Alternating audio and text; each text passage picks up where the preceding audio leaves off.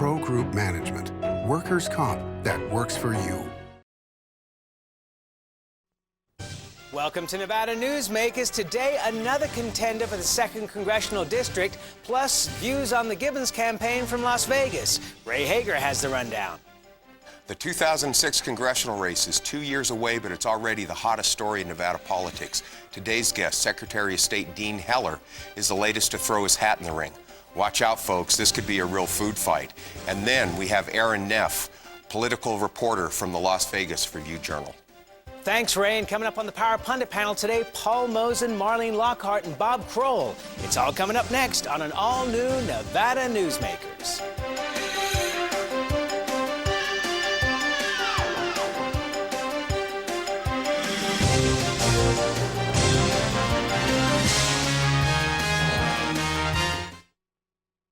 This is Nevada Newsmakers.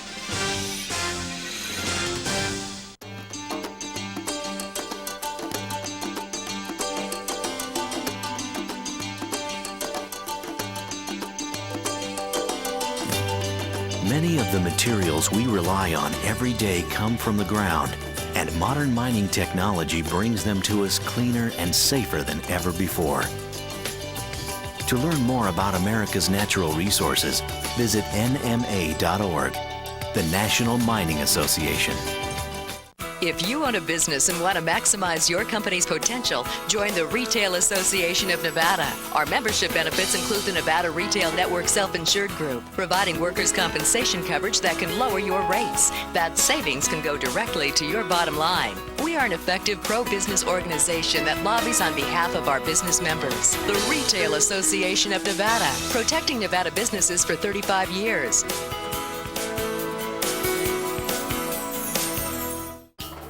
Where do I want to go? Me? Denver. Anchorage, Alaska. Atlanta. Vancouver. Chicago. We can help you get where you need to be or want to be. Reno Tahoe International Airport. Anytime, any place, anywhere. Anywhere? Minneapolis. St. Paul. Over 170 daily flights, non-stop service to 19 cities and connections everywhere else. Reno Tahoe International Airport. Dedicated to moving you. Jupiter. When you need a new employee, how can you be sure who you're really hiring?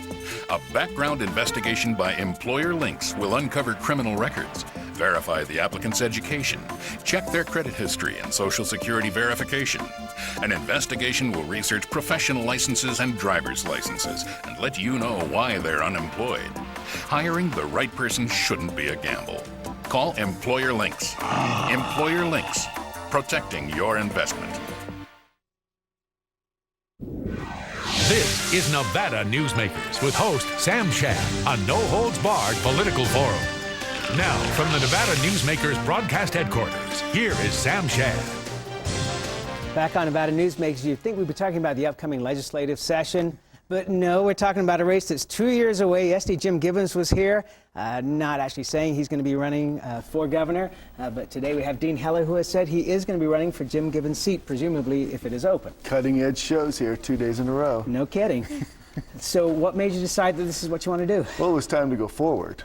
Clearly, Jim said he was going to make an announcement late spring, early summer, but when his wife jumped into the race, in fact, I watched your show yesterday, and Jim basically said his wife was running, so clearly it was the time to get into this race. I tried to drag that out of him. Yeah, I think I saw that.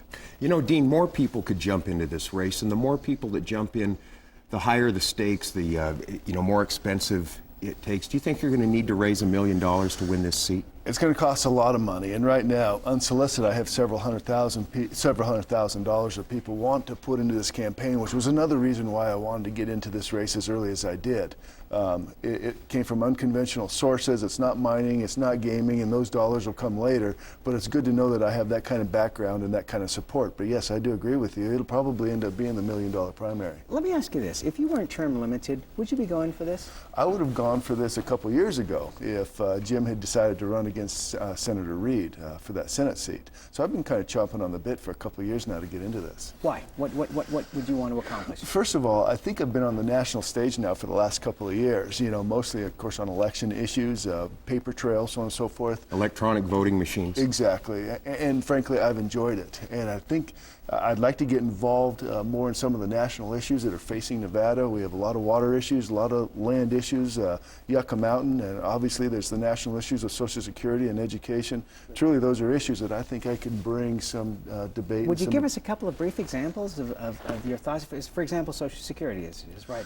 Well, it's a loaf of bread. I mean, there's a lot of slices in this loaf, and my job for the next 2 years, and that's why I've announced this early, is to learn on every one of these particular issues. I mean, Social Security is a big issue. What are we going to do?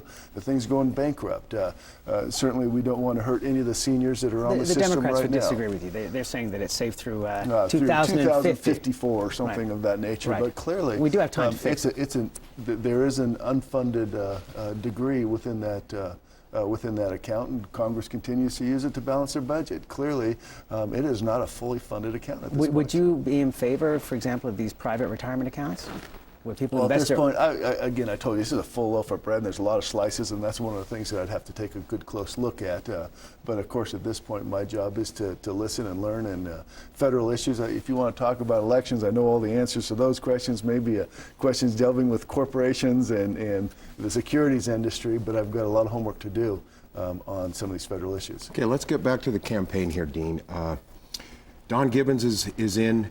You're in, State Treasurer Brian Krolicki may be in, but also you mentioned to me like this rich guy from Reno without a name that might jump into this. Is there such a reality person around? No, it's just the dynamics of this particular district. You have 30,000 more Republicans than Democrats. I believe that the Republican who wins this primary is the one that's going to go on and win the race overall. Not to say that there aren't some good Democrats out there that couldn't give you a tough race, but clearly just the dynamics, just the registration edge. That being the case, I figure, some rich guy's going to jump into this thing and say, hey, here's a race I can buy. Let me ask you this. What do you think of Dawn Gibbons running for this seat when it looks like her husband is going to run for governor?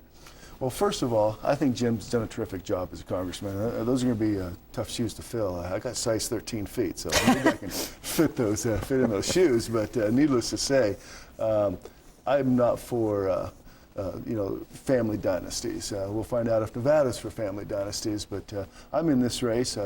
Frankly, as I said earlier this morning, that Jim basically announced that his wife was in this race. I think she'll be a strong competitor. I'll have my work cut out for me. She has a propensity of raising money, and I'll be challenged. So I look forward to the dynamics of it, and frankly, I look forward to the debates. Is that the key here? The amount of money you can raise? Can Don Gibbons raise more money than Dean Heller? And what if Brian Krolicki gets in here? Yeah, I don't think it's the key, but it is a necessity. I think the key is to be able to sit down with individuals and talk about the issues, let them believe in you, believe in what you stand for, let them know that they can trust you. I think in my background of accountability in governments all the way back to the legislature, I've pushed performance indicators of all these state agencies. These state agencies must be accountable, whether it's the paper trail that we added to the electronic voting machines or the money-back guarantee that I now require. I'm the only agency in the state of Nevada that offers a money-back guarantee for the work that we do in our office. And that's a huge difference. In fact, I can prove that our office is more effective, more efficient than any other agency in the state. Over the last couple of weeks, there's been a rather public feud between you and the Attorney General that appeared to have been settled. But Jane Ann Morrison wrote a column this morning where she questions whether by the time you guys both have to testify on February 17th in the Janet Moncrief case, whether this is going to start being blown apart again. Well, first of all, let's be very clear. This isn't a disagreement between myself and Brian Sandoval. I think Brian Sandoval is a terrific Attorney General, and he'll make a fabulous judge. It's probably more of a disagreement between myself and my staff and his staff. They pointed some figures towards our office, and we defended ourselves, and frankly, I think the facts show that we were right. But you don't think that come trial day that there are going to be some things coming out at that trial that put you in polarized positions again with the Attorney General? Not with Brian, but probably with his staff. Well, that's the same thing as Brian, isn't it? Come on, you're dancing around. Brian has a full plate. Brian has a very full plate, and he's got more things to be concerned about.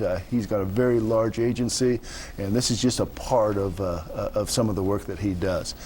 I think that, in my opinion, it was part of the arrogance of his staff, and frankly, I don't think Brian would have let this go as far as it did had he been on top of this. But again, I think his plate's very full. He's got a judgeship, a nomination that he has to worry about. And unfortunately, I think his staff, frankly, got a little out of hand on this But one. he's not on top of this. Is that what you're saying? No, I'm saying that his staff is arrogant. Okay. And let me point out, and I would like to state this publicly, that we have tried over the past several weeks to get the Attorney General to be on the program, and we have not been able to come up with a date, and we're hoping that we'll be able to get the Attorney General on the show very soon. We'd love to have him here. Yeah, I feel we'll need it. Thank you very much for being here, Mr. Secretary of State, and good luck in your campaign. We'll be right back on Nevada Newsmakers with Erin Neff after this. Nevada Newsmakers, brought to you in part by Sunbelt Communication. Siegfried and Roy presents Darren Romeo. There's magic in his voice, and there's music in his magic. Brilliant young talent like this is very rare. The music of the night. I'm Darren Romeo. Unbelievable. Wow. Fantastic. Dinner and show package from $27.95. Call the Eldorado at 786-5700.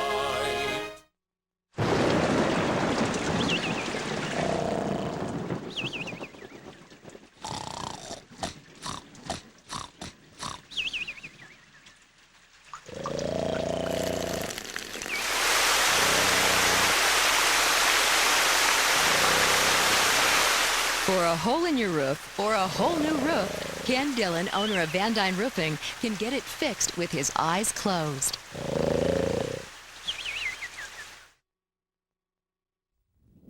And now, back to Nevada Newsmakers with Sam Shad. If you want to know what's going on in the state of Nevada in the world of politics, one of the #1 people you need to read is Erin Neff, who's the chief political reporter for the Las Vegas Review-Journal. She joins us by phone today. Welcome, Erin. How are you? I'm doing really well, and at least you have the snow and we don't. Yeah, but I was down in Vegas, and you had the flooding, which was not pretty there at Imperial Palace as I was riding the monorail, where, incidentally, the doors did not open on me. I wanted to start out with you talking about the Gibbonses. We've got Jim Gibbons. Certainly looks apparent that he's going to run for governor, but Dawn Gibbons looks as though she's going to run for his seat, and you wrote an article about this earlier in the week. Your thoughts on this?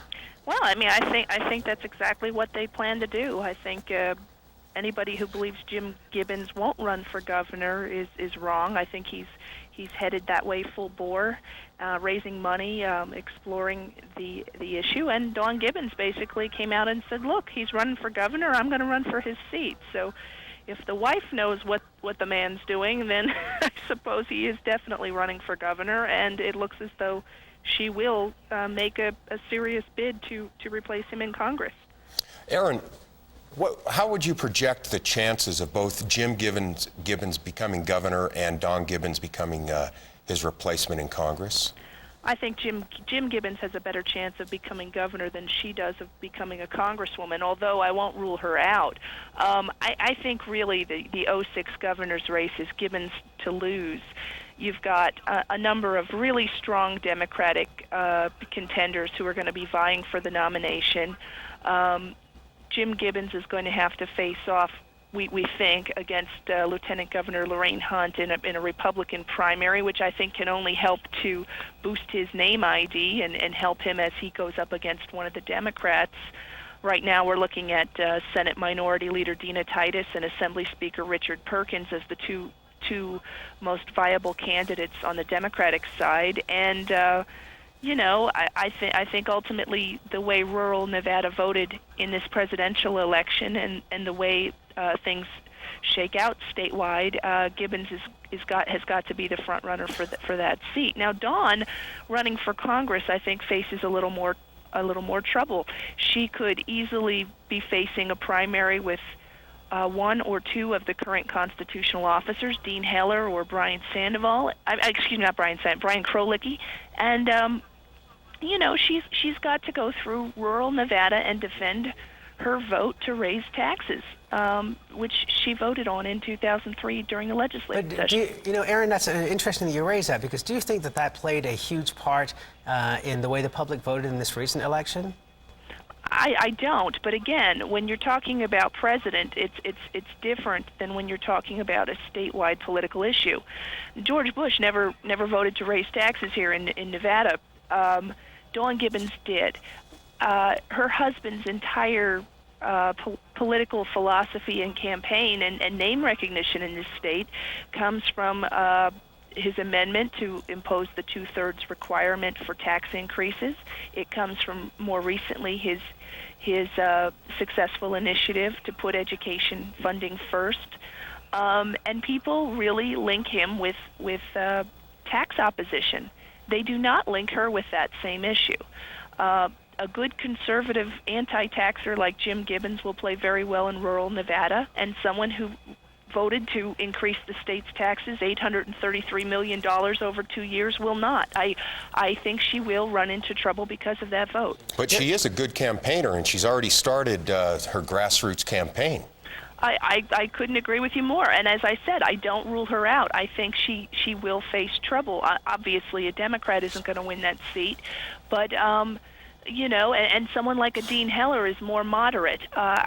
So I don't know what the Republican voters are going to do if given a choice between three relatively moderate Republicans, Dean Heller, Dawn Gibbons, and Brian Krolicki. I mean, do they go with the guy who manages the state's money in Krolicki? Do they go with Heller, who's been something of a loose cannon in the Secretary of State's office? Or do they go with Dawn Gibbons, who they know has raised taxes? A lot can happen in the next year and a half that's really going to set the stage for that race. And again, I would not rule her out. I'm just saying it's not a cakewalk. She is not, I believe, an anointed candidate to succeed her husband. Does the governor's rebate idea take some of the sting out of the tax increase? I don't think it's apples and oranges at all. I don't think there is really personal pocketbook sting from those tax increases. I think there are people who just object to a Republican governor having proposed $1 billion in taxes 2 years ago. I think he's doing this. He said he's doing it because it's the right thing to do. I think he's also doing it to save his legacy. I mean, let's be realistic. I've sat at those state convention meetings when Gwynn gets up to speak, and the folks from Nye County sit on their hands, and the folks from White Pine hiss. And I mean, I know Governor Gwynn is not the most loved guy statewide, and so you know, this can't hurt him, certainly. Well, I'm sorry, go ahead, Ray. What's the chances of getting that through? I mean, we need more money for education. Well, I think a lot of people are going to wait to see what's in the governor's budget.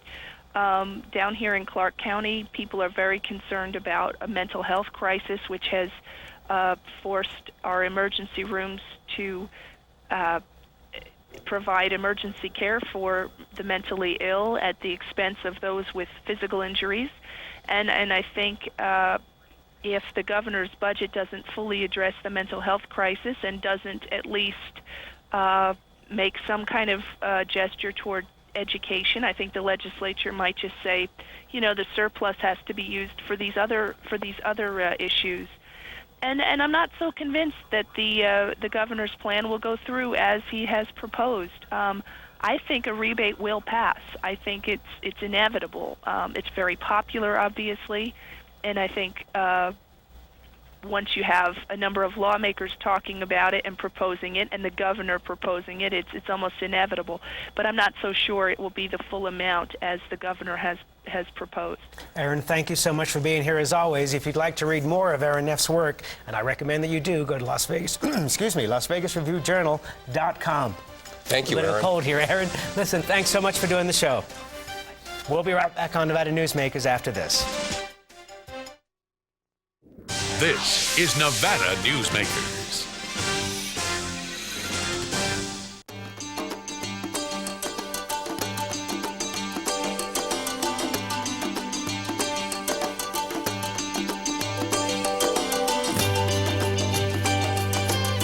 Thanks to an ongoing commitment by America's mining companies, more than 2 million acres already have been reclaimed. To learn more about reclamation or other aspects of mining, visit nma.org, the National Mining Association. So, who do you use for workers' comp? Pro Group Management. Ah, I've heard some good things about them. Oh, you bet. Employee background checks, safety training, claim seminars. Oh, and here's the great part. If you have an issue, they work for you. not against you. Sounds perfect. And expensive. Well, that's the best part. They saved me 30%. I've heard they've saved others 50%. Works for me. Pro Group Management. Finally, workers' comp that works for you. If you own a business and want to maximize your company's potential, join the Retail Association of Nevada. Our membership benefits include the Nevada Retail Network Self-Insured Group, providing workers' compensation coverage that can lower your rates. That savings can go directly to your bottom line. We are an effective pro-business organization that lobbies on behalf of our business members. The Retail Association of Nevada, protecting Nevada businesses for 35 years. It's the next best thing to having your own wine cellar. Come to the Bonanza Casino for a first in fine dining, reasonably priced wines. When you dine at Cactus Creek Southwestern Steakhouse, you can also enjoy a fine bottle of wine at just about the same price you'd pay at the Vineyard, Silver Oak, Robert Mondavi, Rombauer, Cape Red, Jordan, and Duckhorn, just to name a few. And at the lowest prices of any restaurant or casino in Northern Nevada. And remember, all fine wines are not in wine cellars. They're in the Cactus Creek at the Bonanza Casino, where locals come to play. And now, back to Nevada Newsmakers with Sam Shad. And back on Nevada Newsmakers, we're joined by Marlene Lockard with Capital Strategies, Bob Crowell with the Crowell Group, and Paul Mozen, who's a healthcare consultant and a political activist. Okay, you heard Dean Heller. Marlene, you want to weigh in? Well, I think it's not an unexpected announcement, but I think it's an important announcement. I think it's going to be a really fun primary, and I think Dean will emerge as the victor. Well, I think that I think I agree with Marlene. It's going to be an interesting primary, and Dean is a formidable candidate. I have to say, though, I think Don Gibbons is also formidable, even though I know they talked about the dynasty factor. Frankly, I don't think that's a factor, and I think that the last time that happened in the assembly, they proved it wasn't a factor. And I think that Jim Gibbons' effective endorsement of his wife is a huge issue. I have one thing to say to hang on. Can you imagine if he hadn't? Yeah. Well, if he'd have said, well, I'm not sure, maybe Krolicki, I think there would have been a shooting. I don't care what you call it. It's still a huge issue, and that takes nothing away from Dean Heller. Dean is a good candidate, too, and he'll be a strong campaigner. And I think Dean is a formidable candidate. And Dean, he's gone, but can I have your job after you get elected? I was really amazed. Is that an announcement? I just want to have it appointed. It was very interesting when Dawn didn't run for assembly. I said, I wonder what she's up to. And I think we're going to find out here in the next month or so exactly. Do you think that her vote in favor of the taxes is going to play into this, Ray? You know, I don't think it'll play into it in the general election. But in a Republican primary, I think it's going to be a key factor. But I think Dawn is a great campaigner. She's got a year to travel the state, and I think that she could really quell some of people's feelings of uncomfortableness about her in that time. I think also with Dean announcing, with Dawn already announcing, it's going to scare away other candidates. I think people thought that there are a lot of people going to get in this race. I don't know now. You got two political heavyweights, and it's going to be tough for anybody else to crack into the top two in this. Including Brian Krolicki? Including Brian. What you have to remember, though, is Dean has been a real visionary.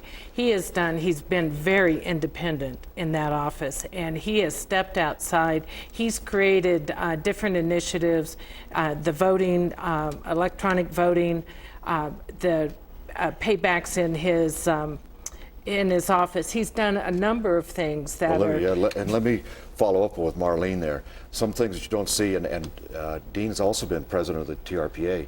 And frankly, while some of the people I represent haven't been happy with him, I think Dean has shown a lot of backbone representing the TRPA. I agree with you, but Dawn's personality is going to be tough to beat one-on-one with the voters of District 2. Well, I think Dean's personality is also, like I say, I think it's going to be a very fun primary to watch, but I have seen Dean campaign before, and I've seen, obviously, Dawn campaign. It'll be interesting, but I think Nevada wants folks that are independent, and with Dawn and Jim, I'm not quite sure that is going to stack up against the independence of a Dean Heller. He is very independent. Will speak his own mind. He also exudes a kind of credibility. I really think so.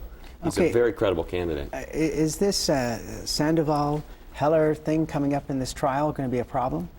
in the Moncrief trial. Right. You know, frankly, I'm a lawyer, but I have difficulty understanding what all the hoopla is about. I mean, I try to read the excerpts of it, but I don't understand what's going on there. I can't see how it's I going don't to think hurt it's a big Dean. issue. Yeah, I think it's an inside baseball story. I mean, what has public appeal is that there's a feud between the AG and the Secretary of State. But the specifics of it, I think, are lost. Well, I would like to know what the truth is. Did Dean Heller's office urge them to prosecute Moncrief, or didn't she? They're both pointing the fingers. Yes, indeed.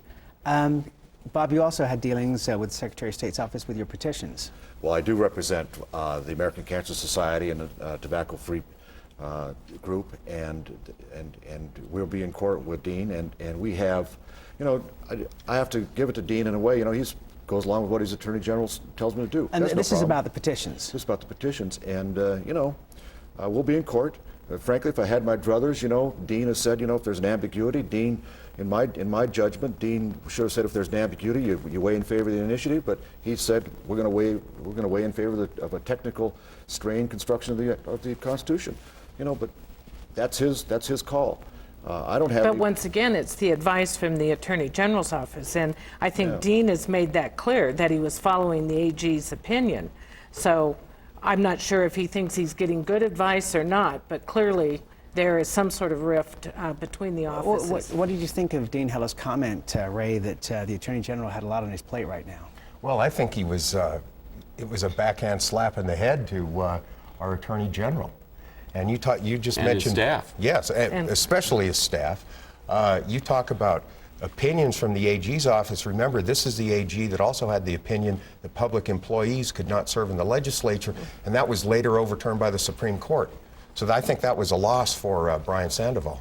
I want to flip things just to the national, but just for a minute here, which is the Bush administration's push here for medical malpractice reform, and the Republicans going against the lawyers and the Democrats standing up for the lawyers. Is this going to get really ugly, Bob? Oh, I suspect, not necessarily in Nevada, because the fight in Nevada is over with, but I suspect that it will. But when you look at the polling data on it, it's a big. When you look at the polling data, it falls towards the bottom of the issues that people are most concerned about.